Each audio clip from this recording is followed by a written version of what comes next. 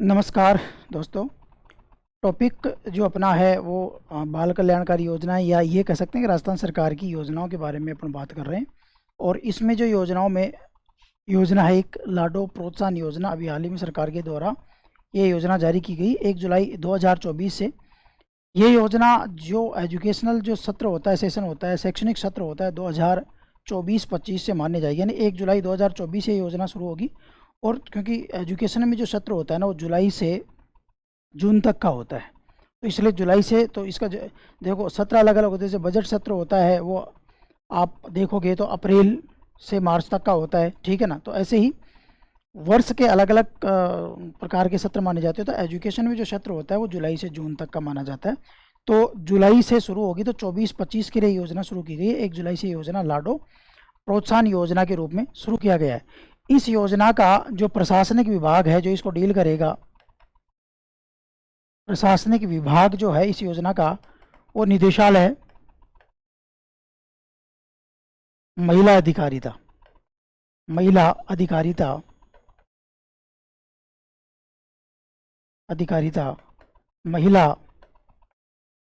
व बाल विकास, ठीक है ना, ये निदेशालय का नाम है। तो थोड़ा सा ध्यान रखना कि इसको एडमिनिस्ट्रेटिव जो डील करेगा, जिस निदेशालय द्वारा इसको डील किया जाएगा, उसका नाम निदेशालय महिला अधिकारिता के नाम से इसको जाना जाता है।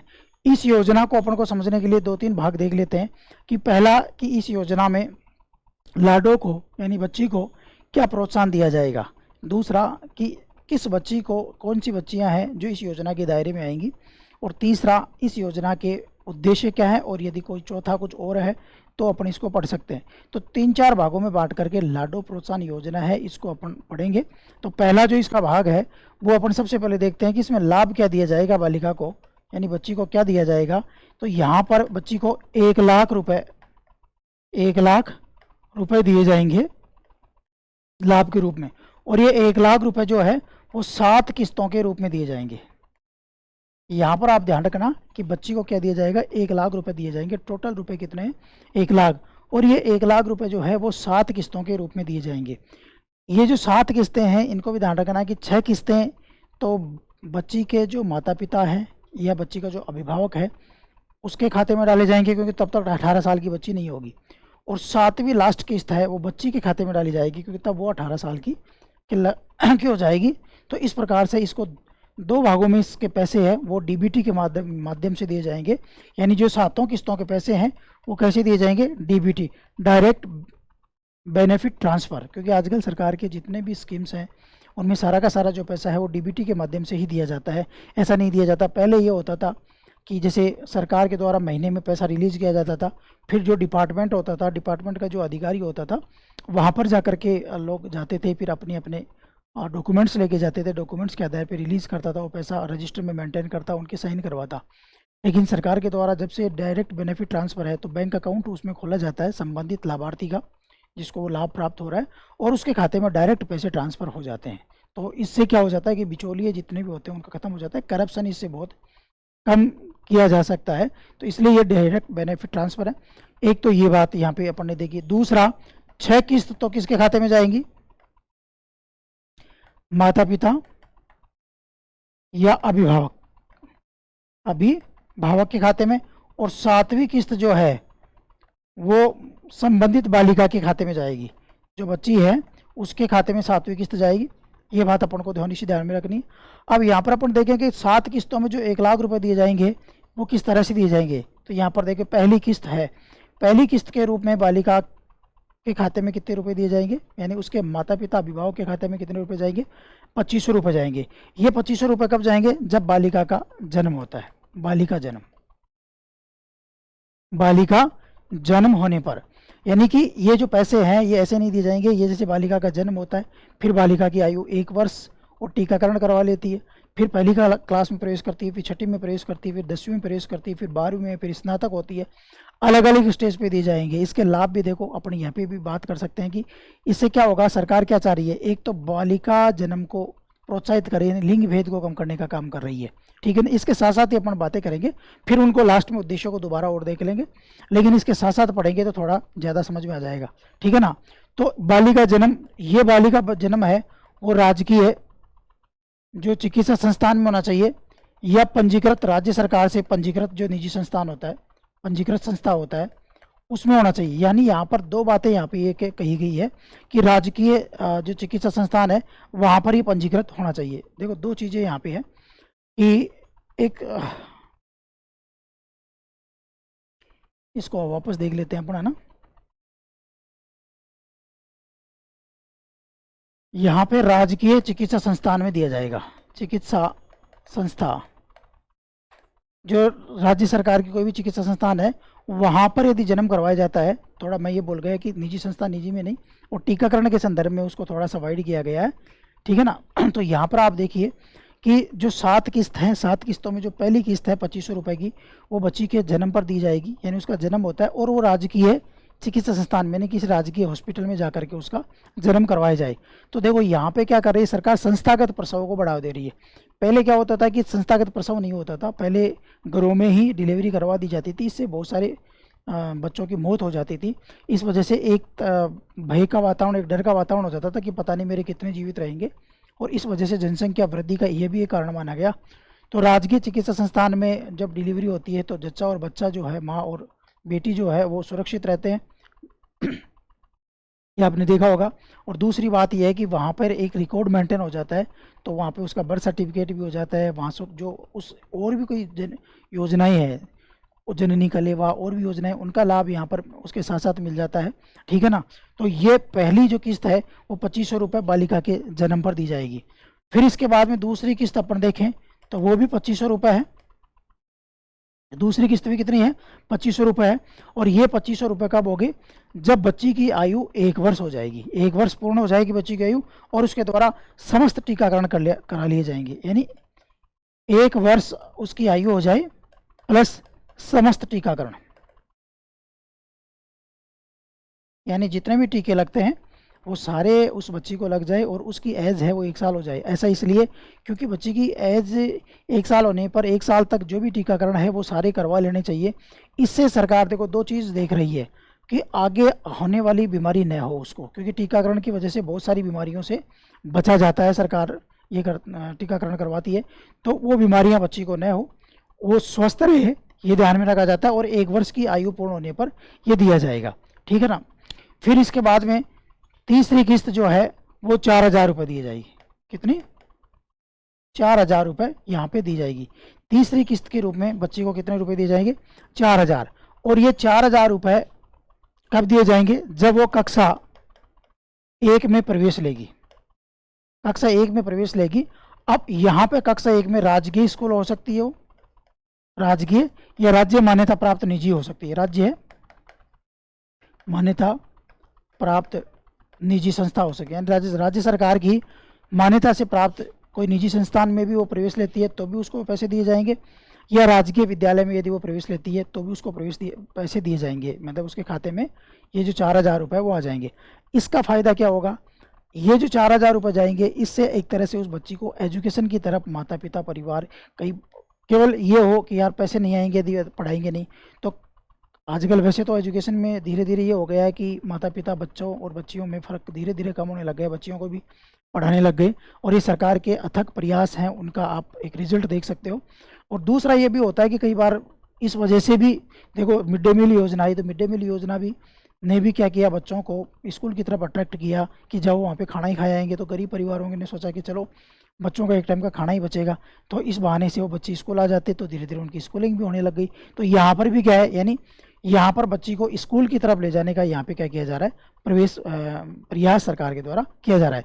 फिर इसके बाद में 5000 रुपये नेक्स्ट किस्त आएगी, चौथी किस्त, वो कितने में आएगी, 5000 रुपये की, और वो कक्षा 6 में प्रवेश के लिए, वही राजकीय विद्यालयों में या मान्यता प्राप्त निजी विद्यालय में कक्षा 6 में बालिका प्रवेश लेती है, तो फिर उसको कितने रुपए दिए जाएंगे, 5000 रुपये यहाँ पे दिए जाएंगे।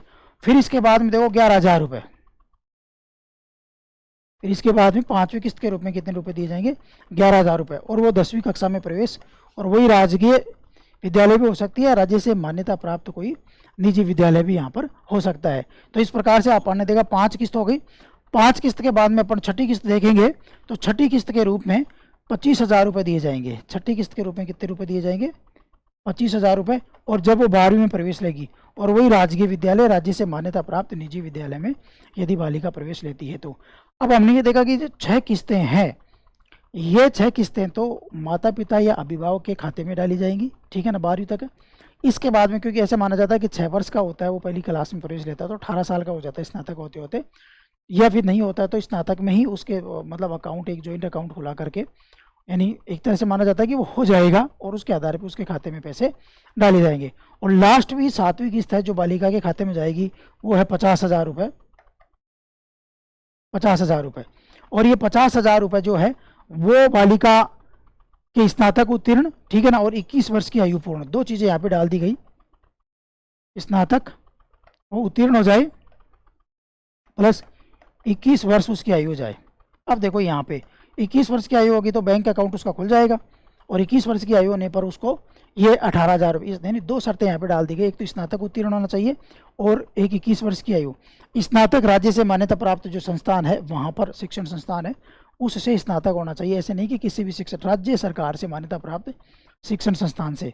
तो यहाँ पर आप देखिए कि जो लाडो प्रोत्साहन योजना है, लाडो प्रोत्साहन योजना में 1 लाख रुपए दिए जा रहे हैं और वो 7 किस्तों के रूप में दिए जा रहे हैं। पहली किस्त के रूप में 2500 रुपये दिए जा रहे हैं, दूसरी किस्त में फिर 2500 रुपये दिए जा रहे हैं। पहली किस्त जन्म पर, तो जन्म पर दे रही है तो एक तरह से लिंग भेद को कम कर रही है, और संस्थागत प्रसव हो रहा है, यानी राजकीय चिकित्सा संस्थान में प्रसव हो रहा है, तो उससे क्या हो रहा है बालिका, ये 2-3 फायदे हो रहे हैं। पहला, शिशु लिंगानुपात का जो लिंगानुपात है उसको बढ़ाया जा रहा है सरकार के द्वारा, शिशु मृत्यु दर को कम किया जा रहा है, मातृ मृत्यु दर को कम किया जा रहा है, ठीक है ना, जच्चा और बच्चा को सुरक्षित रखा जा रहा है, स्वास्थ्य और टीकाकरण जब किया जा रहा है तो इसका मतलब स्वास्थ्य और पोषण जैसी चीज़ों को उसमें ध्यान में रखा जा रहा है कि चाहे उसको स्वास्थ्य संबंधी चीज़ें मिले। फिर स्कूलिंग में उसको भेजा जा रहा है तो स्कूलिंग से ये ध्यान में रखा जा रहा है कि हाँ बच्ची है, उसका एजुकेशन हो, एजुकेशन में भी केवल वहाँ तक नहीं रुके, ड्रॉप आउट ना हो कि चलो 5वीं तक पढ़ा लिया फिर घर बिठा दिया, नहीं, वो कॉलेज तक पढ़े। और कॉलेज तक 21 साल तक जब पूर्ण हो जाता है कोई भी बालक बालिका, आप देखो कोई बच्ची 21 साल तक पढ़ लेती है तो वो अपने भविष्य को जानने लग जाती है, अपने भविष्य के बारे में सोचने लग जाती है। फिर सरकार को पता है कि फिर मुझे सरकार को ध्यान है कि फिर हमें कहने की ज़रूरत नहीं पड़ती, फिर वही अपने भविष्य के लिए, अपनी चीज़ों के लिए संघर्ष कर सकती है। तो ये मोटिव रख करके लाडो प्रोत्साहन योजना सरकार के द्वारा चलाएगी, जिसमें 7 किस्तों के रूप में पैसे दिए जाएंगे। पहली किस्त के रूप में 2500, दूसरी में 2500, फिर 4000, फिर 5000, फिर 11000, फिर 25,000 और फिर लास्ट के रूप में कितने 50,000 रुपये इसमें दिए जाएंगे। इससे पहले राजस्थान सरकार की एक योजना चलती है राजश्री योजना, जिसमें बच्ची को 50,000 रुपये दिए जाते हैं। राजश्री योजना अलग से उसकी बात कर लेंगे। यहाँ पर अपन केवल इतना करेंगे कि इसमें एक योजना को मर्ज कर दिया गया है, उसका नाम है राजश्री योजना। तो मैं आगे ले लेता हूँ।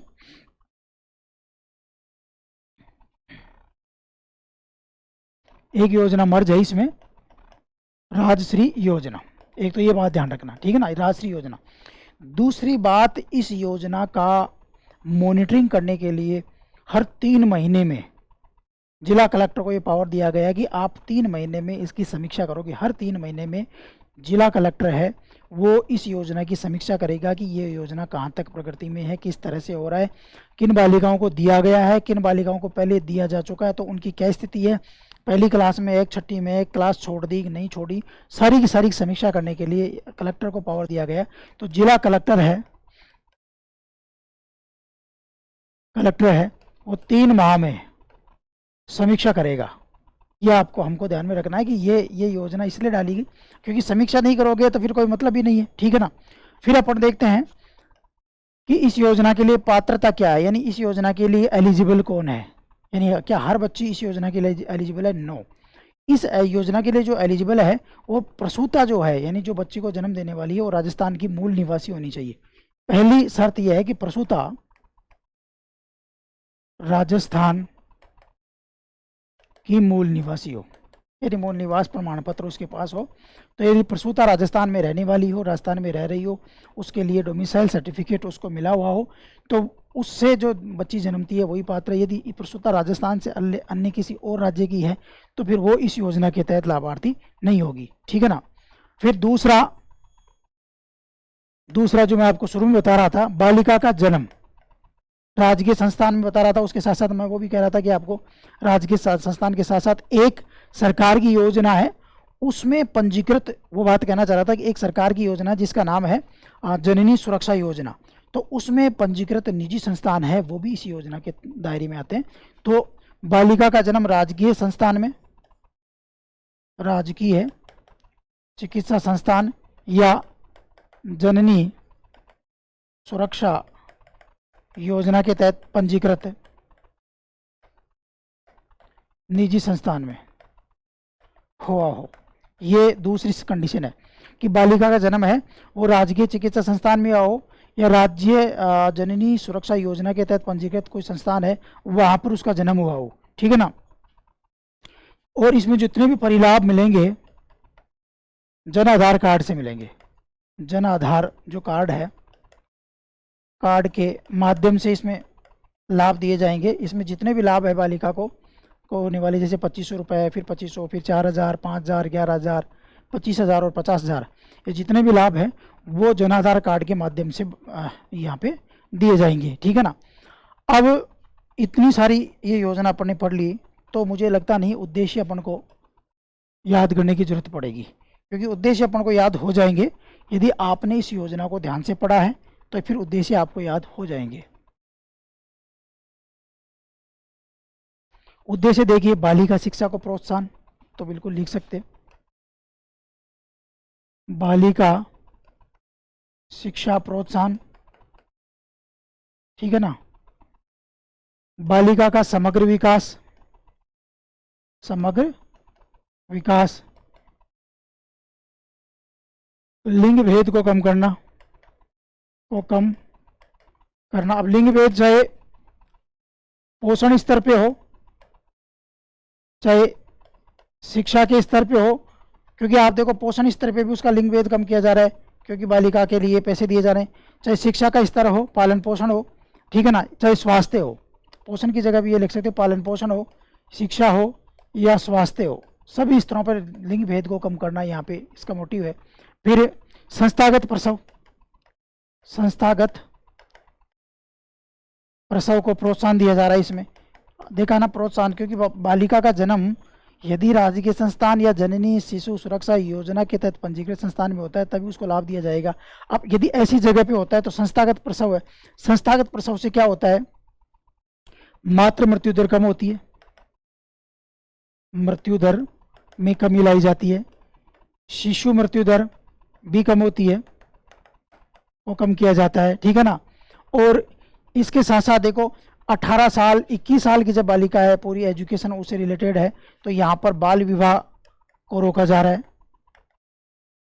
बाल विवाह कम करने का इस योजना के माध्यम से क्या किया जा रहा है, प्रयास किया जा रहा है, ठीक है ना। समाज में एक सकारात्मक वातावरण, बालिका के साथ न्याय संगत दशाएं, मतलब आप ये सोच सकते हो कि बच्ची के स्कूल से रिलेटेड यानी उसके एजुकेशन से रिलेटेड, दूसरा उसके स्वास्थ्य से रिलेटेड, तीसरा उसके पालन पोषण से रिलेटेड, ठीक है ना, इन सब, और आर्थिक रूप से उसको सशक्त किया जा रहा है क्योंकि ये पैसे उसको दिए जा रहे हैं जो बालिका के ही काम आने वाले हैं।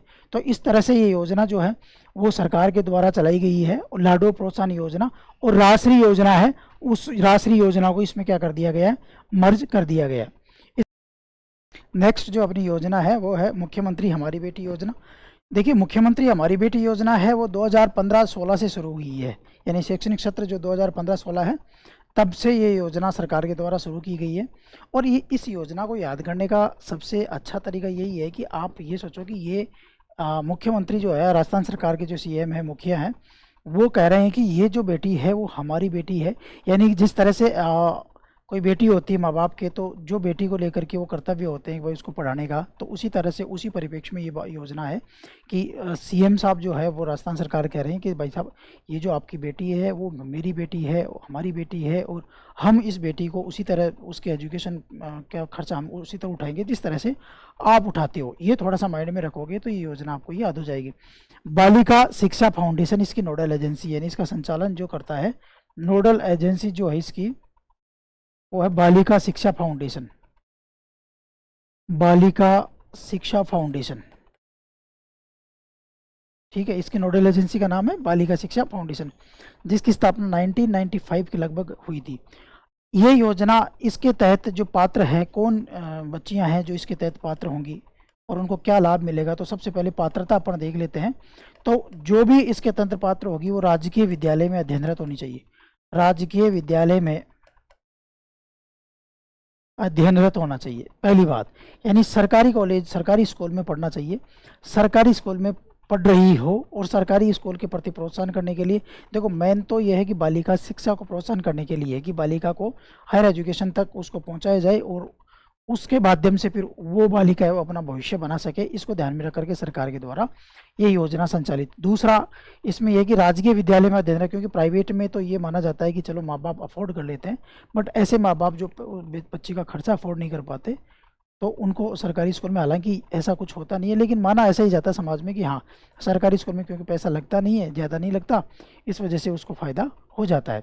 तो यहाँ पर देखिए कि राजकीय विद्यालय में अध्ययनरत हो जो भी बच्ची है जो इसके तहत पात्रता रखेगी वो राजकीय विद्यालय में अध्ययनरत होनी चाहिए। और इसके तहत प्रत्येक जिले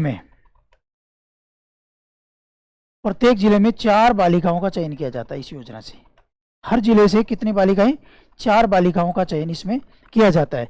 इनका 3 भागों में अपन बांट देते हैं। 2 बालिकाएं हैं वो तो जिले में फर्स्ट और सेकंड स्थान आने वाली बालिका, मतलब जितनी भी बालिकाएं हैं जिले की, जैसे मान लो जयपुर जिला है तो जयपुर जिले में जितनी भी बालिकाओं का रिजल्ट आया है उस रिजल्ट में फर्स्ट और सेकंड स्थान प्राप्त करनी चाहिए, ठीक है ना।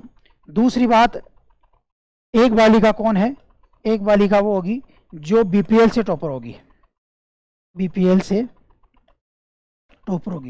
यानी जिले की जितनी बीपीएल बालिकाएं हैं उनमें सबसे ऊपर वाली जो बीपीएल बालिका होगी वो एक बालिका होगी। एक बालिका जो होगी वो अनाथ टॉपर होगी, यानी जितनी अनाथ बालिकाएं पढ़ रही है तो उनमें सबसे टॉपर जो बालिका होगी वो यहाँ पर एक बालिका के रूप में ली जाएगी। अब टॉपर किस में लिया जाएगा, ये बात यदि अपन बात करते हैं तो ये टॉपर जो है क्लास 10th की बात की जा रही है कि यानी कक्षा 10 में टॉपर हो, 10वीं की बोर्ड में। यानी यहाँ पर आप ध्यान रखना कि 10th की जो बोर्ड है उसमें टॉपर होनी चाहिए। और 10th की बोर्ड राजस्थान जो माध्यमिक शिक्षा बोर्ड है, Rajasthan RBSC, Rajasthan board of secondary education. यानी कि कहने का मतलब यह है कि राजकीय विद्यालय में पढ़ने वाली बालिका हो, हर जिले से 4 बालिकाओं का चयन इस योजना के तहत किया जाता है, जिसमें 2 बालिकाएं हैं वो उस जिले की 2 टॉपर बालिकाएं, एक बीपीएल से टॉपर बालिका, एक अनाथ टॉपर बालिका, उनका चयन किया जाता है। और ये टॉपर किस में, 10th के बोर्ड में, 10th के बोर्ड का जो रिजल्ट होता है उसके आधार पर इनका चयन किया जाता है। और ये कोई भी टॉपर हो, इनके न्यूनतम अंक 75% होने चाहिए, न्यूनतम 75% अंक उनको आने चाहिए। ऐसे नहीं कि टॉपर है लेकिन अंक ही 70 आए हैं तो फिर वो इसके तहत क्वालिफाई नहीं होगी। तो क्वालिफाई के लिए 2 चीज़ें हैं, देखो राजस्थान माध्यमिक शिक्षा बोर्ड के द्वारा वो परीक्षा आयोजित हो, पहली बात।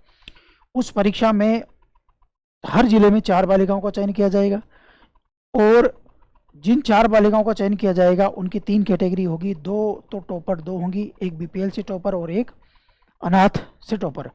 और ये चारों बालिकाएं वही होंगी जिनको 75% ज़्यादा अंक मिले हों और ये राजकीय विद्यालय में अध्ययनरत हो। तो इन बालिकाओं को इसके तहत लाभ प्राप्त प्रदान किया जाएगा। अब इसमें क्या किया जाएगा, लाभ क्या होगा, इसमें जो लाभ दिया जाएगा 11वीं और 12वीं क्लास के लिए और ग्रेजुएशन के लिए, दोनों के लिए इसमें लाभ दिया जाएगा। तो वो क्या है वो अपन देख लेते हैं। लाभ देखो 2 भागों बांट देता हूँ मैं, कक्षा 11 और 12 दोनों के लिए, और यहाँ स्नातक, इसके लिए अपन दोनों के लिए अपन बात कर लेते हैं। स्नातक व स्नातकोत्तर, यहाँ पे स्नातकोत्तर भी है, सॉरी स्नातकोत्तर, ठीक है ना। तो यहाँ 11-12 के लिए आप ध्यान रखिए कि उस बालिका को 15,000 रुपये प्रतिवर्ष दिए जाएंगे, पहली चीज़।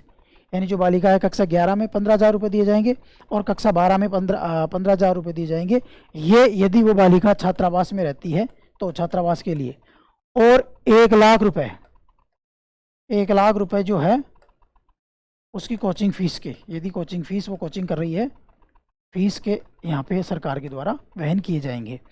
स्नातक और स्नातकोत्तर में भी 25,000 रुपये प्रतिवर्ष दिए जाएंगे, यहाँ पे 25,000 रुपये प्रतिवर्ष दिए जाएंगे। ये भी किसके लिए, छात्रावास में यदि वो रह रही है, छात्रावास का खर्चा है उसके लिए 1 साल में 25,000 रुपये सरकार के द्वारा यहाँ पर दिए जाएंगे। और 2 लाख रुपये, 2 लाख रुपये यदि वो कोचिंग कर रही है तो कोचिंग के, और ये जो पैसा है ना, ये ध्यान रखना, सारा का सारा जो पैसा है वो एक मुश्त दिया जाता है, एक साथ दिया जाता है, ऐसे नहीं को किस्तों में दिया जाएगा, एक मुश्त। जैसे मान लो हर साल 15,000 एक मुश्त दे दिए, फिर कोचिंग फीस के लिए 1 लाख रुपए दे दिए, फिर अगले साल 15,000, लेकिन कोचिंग फीस के लिए केवल एक बार ही दिया जाएगा, ठीक है ना, 1 लाख रुपए। लेकिन 11वीं में 15,000, 12वीं में 15,000, ऐसे बीए में first year, second year, finally जो भी ग्रेजुएशन और स्नातकोत्तर कर रहे हैं वहाँ पे 25,000 रुपये पर ईयर के हिसाब से ये दिया जाएगा। तो ये बालिका शिक्षा से संबंधित एक योजना है, मुख्यमंत्री हमारी बेटी योजना। इसमें सीएम साहब कह रहे हैं कि ये हमारी बेटी है, इसका ये खर्चा जो हो रहा है, कोचिंग का खर्चा, रहने का खर्चा, ये हम वहन करेंगे, बस आप तो इसे पढ़ाइए, बाकी हमारी जिम्मेदारी है, हम इसका खर्चा वहन करेंगे। तो ये तो योजना होगी बालिका शिक्षा, मुख्यमंत्री हमारी बेटी योजना।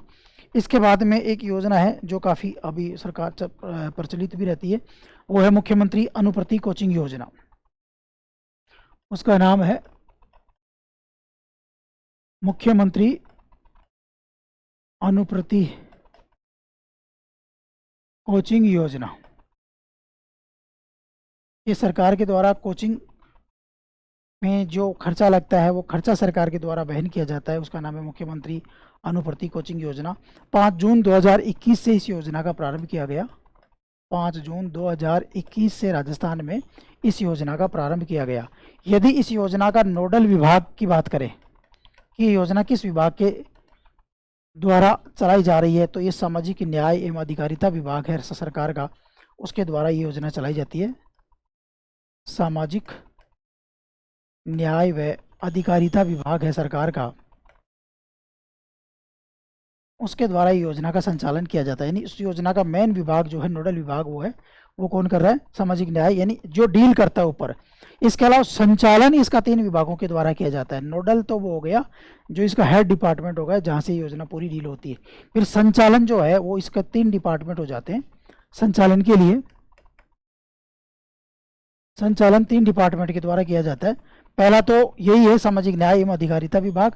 देखो जैसे SC ST OBC MBC इनसे रिलेटेड इनके छात्र छात्राएं हैं, उनको यदि इस योजना के तहत कोई लाभ देना है तो उसका संचालन तो करेगा सामाजिक न्याय एवं अधिकारिता विभाग, SC ST नहीं, ठीक है ना।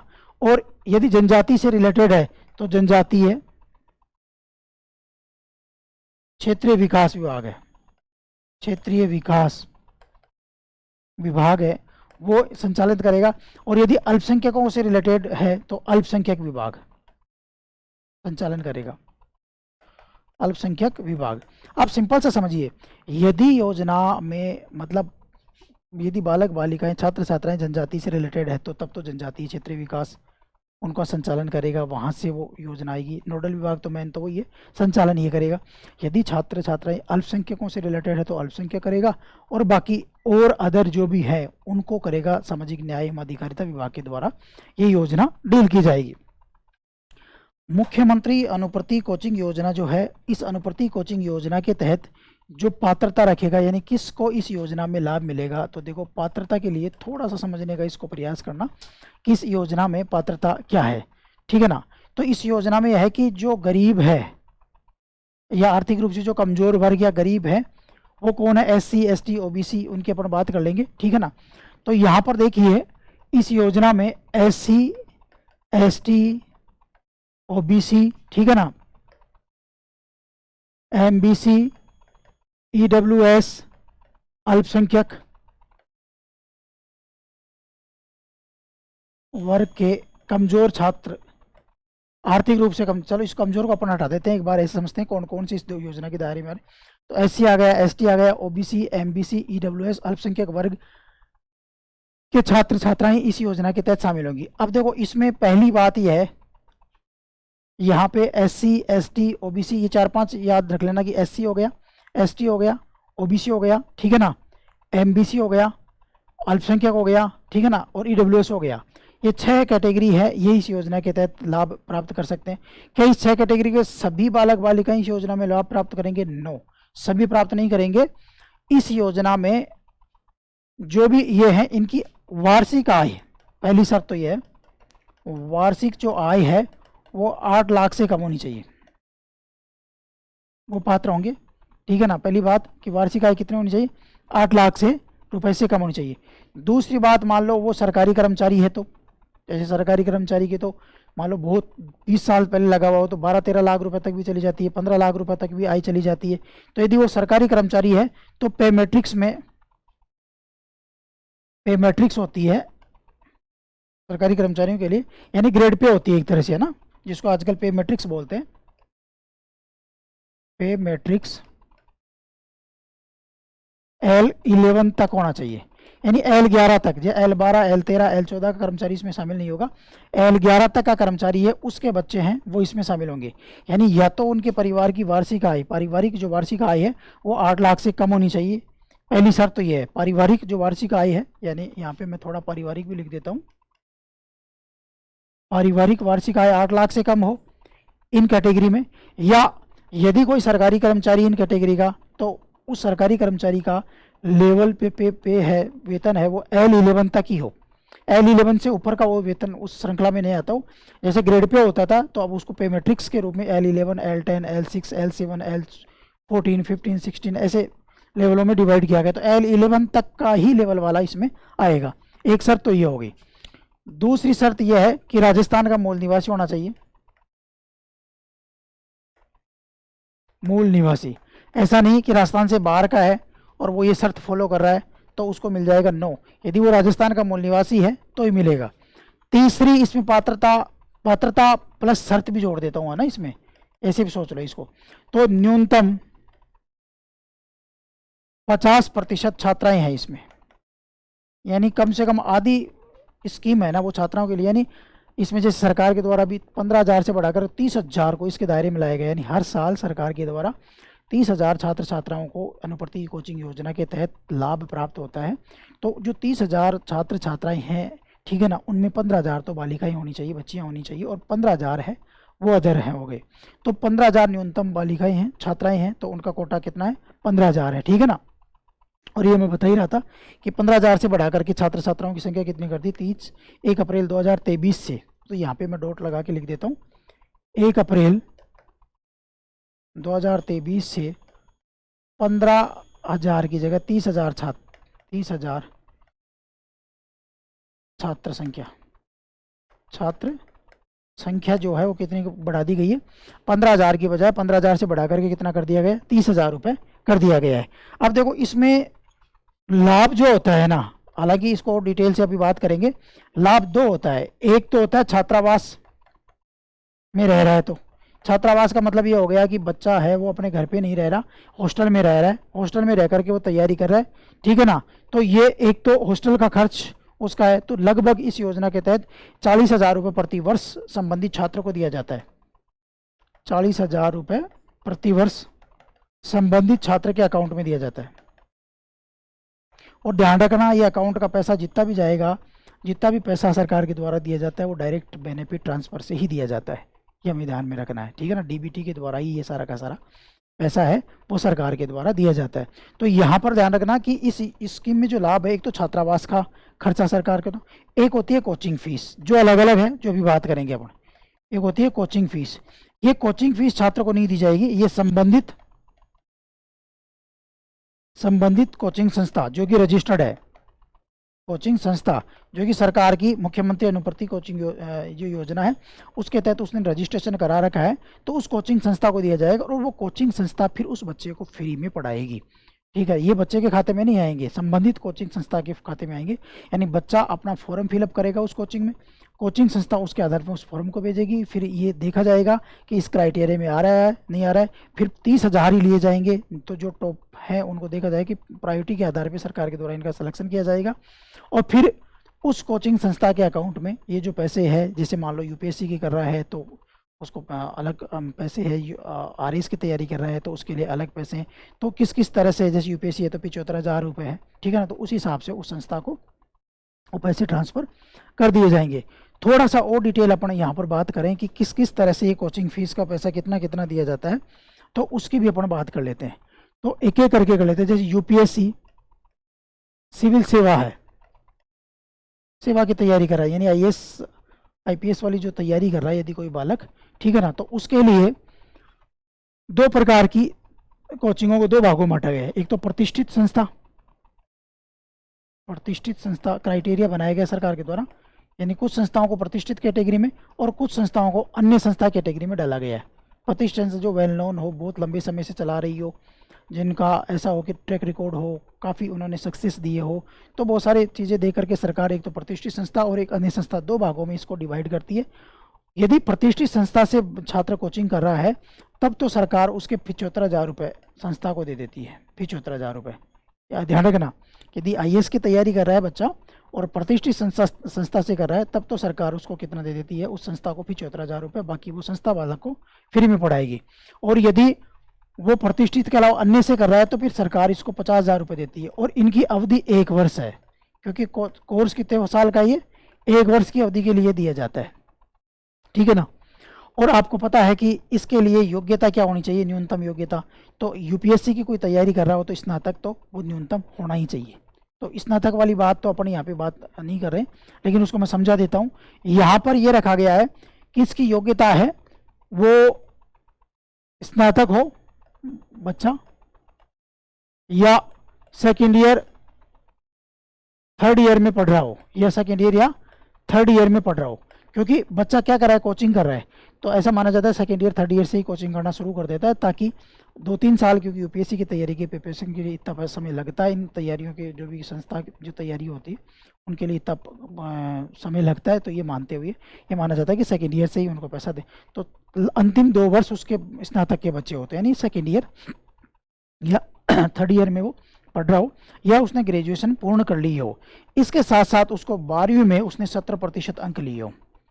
इसके साथ साथ क्लास 12th में उसके 70% कितने अंक आए हो, तभी वो इस 75,000 वाले एरिया में, क्राइटेरिया में वो एलिजिबल होगा। यानी UPSC की तैयारी कर रहा है तो यदि वो प्रतिष्ठित संस्था से कर रहा है तो 75,000 रुपये, 1 वर्ष के कोर्स की ड्यूरेशन रहेगी। और वो बच्चा जो है वो ग्रेजुएशन, क्योंकि ये तो मैंने बता दिया UPSC के लिए ग्रेजुएशन चाहिए, लेकिन क्योंकि कोचिंग कर रहा है तो ग्रेजुएशन से पहले ही शुरू कर देता है। 2 साल फर्स्ट सेकेंड ईयर और फाइनल ईयर को भी इसमें थोड़ा सा रिलैक्सेशन दिया गया है ताकि बच्चा इसका लाभ ले सके। और लेकिन 12वीं में उसको 70% अंक आना जरूरी है, ठीक है ना। और यदि वो अन्य से कर रहा है तो देखो स्नातक तो ये भी यहाँ पर भी आएगी, स्नातक, या फिर वो सेकेंड ईयर में या फिर वो थर्ड ईयर में पढ़ रहा हो, प्लस यहाँ पे 12वीं है ना, उसमें 60% अंक लाना जरूरी है। 70 से घटा करके अंकों को कितना कर दिया गया, 60% कर दिया गया। फिर दूसरा देखो, यदि वो RPSC में RS की तैयारी कर रहा हो, यानी सिविल सेवा की RS व अधीनस्थ जो भर्ती परीक्षा होती है ना, उसकी यदि वो तैयारी कर रहा हो, तो यहाँ पर भी कोचिंग को 2 भागों में बांटा गया है। एक कोचिंग कौन सी हो जाएगी, प्रतिष्ठित हो जाएगी, और एक कोचिंग कौन सी हो जाएगी, अन्य हो जाएगी, ठीक है ना। यहाँ पर भी प्रतिष्ठित व अन्य संस्थान, प्रतिष्ठित जो है उसमें सरकार 50,000 रुपये देगी, और यदि अन्य संस्थान से कोचिंग कर रहा है तो फिर उस अन्य संस्थान को सरकार के द्वारा 40,000। यहाँ पर भी वो 1 वर्ष का ड्यूरेशन है, और यहाँ पर भी 1 वर्ष ही उसकी ड्यूरेशन की अवधि है, यानी 1 वर्ष के लिए ही दिया जाता है, ठीक है ना। और यहाँ पर भी वो स्नातक वाली लाइन ऐसी एजिटिस आ जाएगी, स्नातक इसको मैं ऐसे कर रहा हूँ, लेकिन यहाँ पर 12वीं में वो 65% उसके अंक आने चाहिए, ठीक है।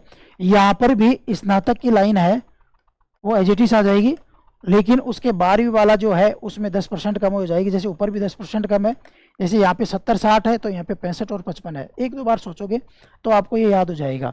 तो ये हो गया UPSC के लिए।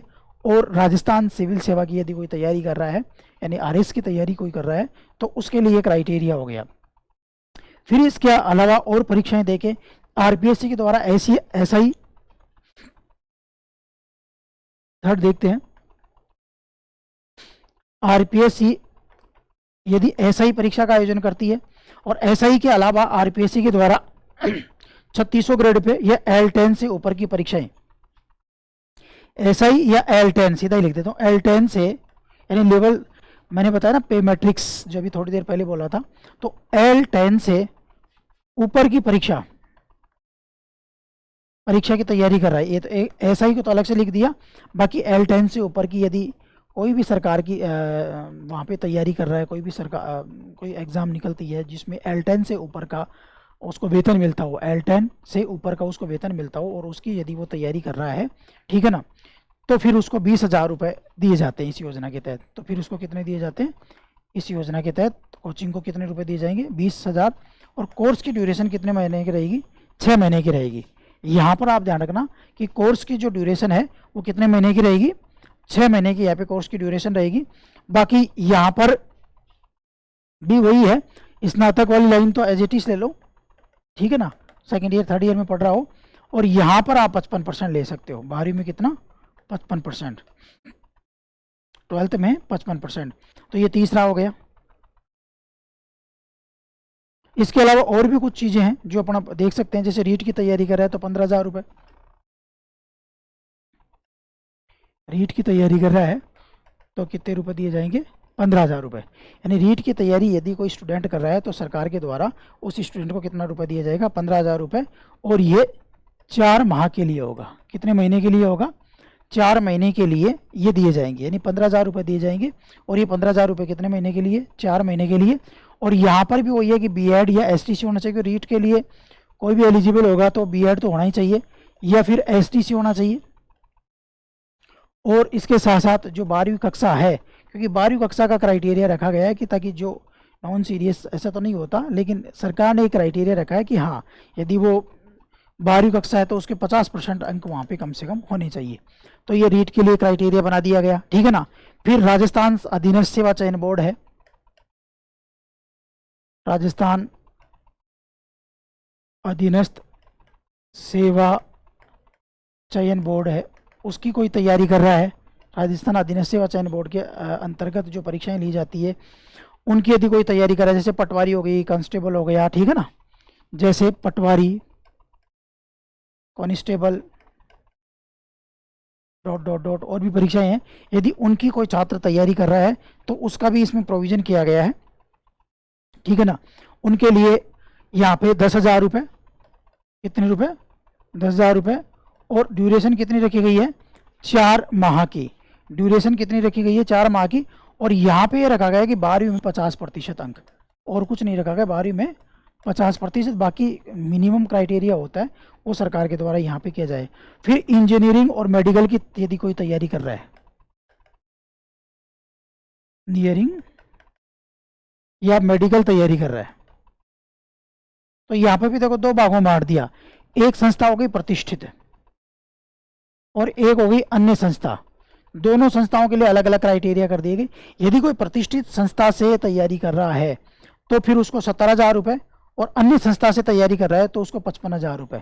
तो यहाँ पे प्रतिष्ठित से कर रहा है तो 17,000 रुपये, अन्य संस्था से कर रहा है तो फिर उस अन्य संस्था को सरकार के द्वारा कितना दिया जाएगा? 55,000 रुपये यहाँ पर दिया जाएगा। कोर्स कितना है? 2 साल का होता है यहाँ पे, ठीक है ना। अवधि कितनी है? 2 वर्ष। 10वीं और 12वीं कक्षा होना चाहिए यहाँ पे। कक्षा 10 में, ठीक है ना, 60%, 70% होना चाहिए यहाँ पे। कक्षा 10 जो है उसमें 10th में 70%, और यहाँ पे 60% क्राइटेरिया। यदि इंजीनियरिंग या मेडिकल की कोई बात बच्चा तैयारी कर रहा है, यदि वो प्रतिष्ठित संस्था से कर रहा है तो 17,000 रुपये सरकार उस प्रतिष्ठित संस्था को देगी। और यदि वो अन्य संस्था से कर रहा है तो फिर उस संस्था को 55,000 रुपये सरकार देगी। 2 वर्ष की इस कोर्स की ड्यूरेशन रहेगी। ड्यूरेशन कितनी साल रहेगी? 2 वर्ष की। और जो बच्चा है उसको कक्षा 10 में 70% या 60% अंक है। यदि प्रतिष्ठित से कर रहा है तो 70% अंक जरूरी है, और अन्य से कर रहा है तो भी 60%। फिर इसके अलावा जैसे लॉ की होती है, क्लेट की परीक्षाएं होती है, ठीक है ना, उनके लिए सरकार 40,000 रुपये 1 वर्ष के लिए रखती है। जैसे क्लेट या आदि जो लॉ वाली परीक्षाएं हैं उनके लिए सरकार के द्वारा कितने दिए जाते हैं? 40,000 रुपये, और 1 वर्ष इसकी ड्यूरेशन होती है। ड्यूरेशन कितनी होती है इसमें? 1 वर्ष, ठीक है ना। और 10वीं में 60% अंक आना जरूरी होता है। कक्षा 10th में 60% अंक लाना यहाँ पे जरूरी होता है। तो यहाँ पर देखिए हमने देखा जैसे यूपीएससी की तैयारी कर रहा है तो यूपीएससी और आरएएस और इंजीनियरिंग और मेडिकल, ये जो 4 परीक्षाएं हैं इनके लिए तो इन्होंने 2 भाग बांट दिए, एक तो प्रतिष्ठित संस्था और एक अन्य संस्था, ठीक है ना। और उनके लिए वो भी कर दिया कि 12वीं में इतना % यूपीएससी के लिए जैसे 10%, 70% होना चाहिए 12वीं में, और 60% होना चाहिए अन्य संस्थान के लिए। फिर पैसे के लिए भी कर दिया कि यहाँ पे कर रहा है तो 17,000, 75,000, यहाँ के कर रहा है तो 50,000। ड्यूरेशन यूपीएससी का 1 साल, जो ड्यूरेशन तो वो रखा है जो जनरली माना जाता है, इस कोर्स को करने के लिए इतना टाइम तो लगता ही है, तो उस टाइम के हिसाब से उसका ड्यूरेशन यहाँ पे रखा गया है। फिर अन्य संस्थाएं हैं तो आप इनको थोड़ा थोड़ा एक बार देखोगे तो आपको ये समझ में आ जाएंगी। तो आई होप आपको ये योजना है वो समझ में आई होगी। इससे जो अन्य योजनाएं हैं सरकार की, उनके बारे में नेक्स्ट वीडियो में बात करेंगे। नमस्कार।